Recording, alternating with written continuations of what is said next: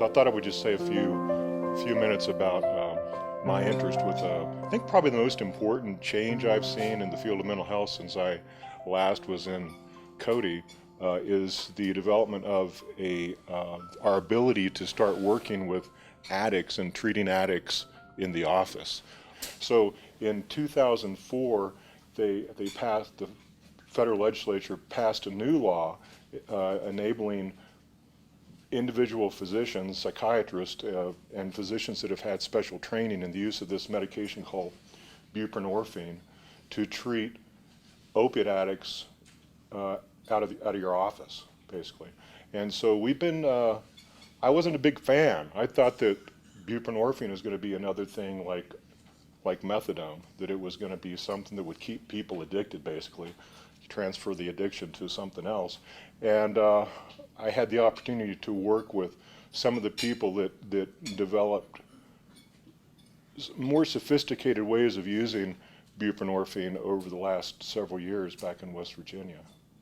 And we did it through developing a program that required people who were on the methadone or on the buprenorphine, or we call it medication-assisted treatment, MAT. So people who were in the medication-assisted treatment program could come and be treated with buprenorphine. Buprenorphine had an advantage because you only take it once a day, and it takes away the withdrawal from medications like heroin. It also has, if you take too much of it, it quits working. So it has kind of a built-in antagonist effect. So it's really hard to overdose on it. In fact, it's such a safe medicine in that respect that it's become a real favorite drug for veterinary medicine, because you can give a small dog the same dose as a big dog and not have to worry about overdosing. So they've been using it a lot longer than we've been able to in psychiatry.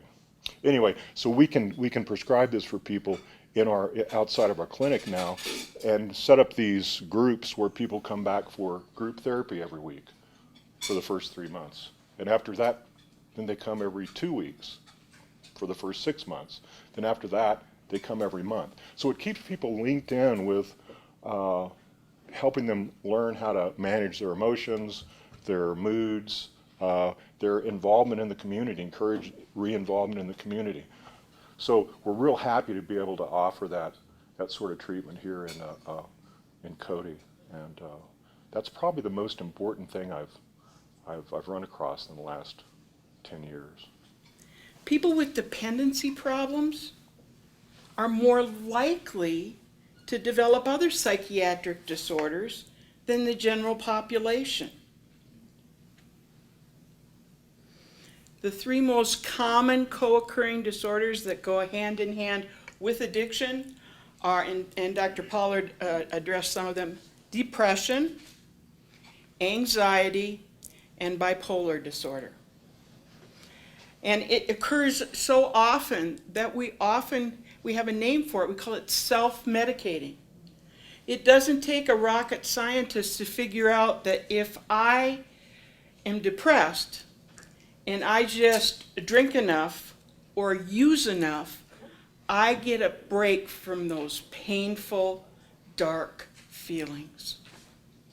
Unfortunately, it makes things worse in the long run. It's temporary, but it does work. And you can imagine being very, very depressed and suicidal. Why you find out just by maybe socializing that, one day I drank too many glasses of wine and I felt great. I felt happy. I felt humorous for the first time in months. That starts a cycle where you turn to the addiction. People with psychiatric problems are at increased of becoming substance abusers. So you can see how these two are interrelated. If I have a substance use disorder, I have a much greater possibility of developing a psychiatric disorder. It's so common there is a diagnosis for it. It's called substance-induced mood disorder, substance-induced anxiety disorder. So you can see why we're talking about both of these at the same time. Substance use disordered individuals have a 3 times greater incidence of suicide than the general population. And stop and think about it. Substance use disorders, that we're using a mood-altering substance, and one of the things it does is it disinhibits us.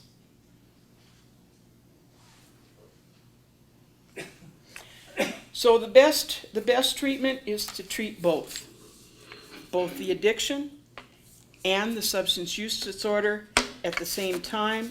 That will vary from individual to individual, because one of the nice things is we need to treat people as individuals. We don't treat addiction, we don't treat bipolar, we don't treat schizophrenia or depression. We treat people, and we have to remember that.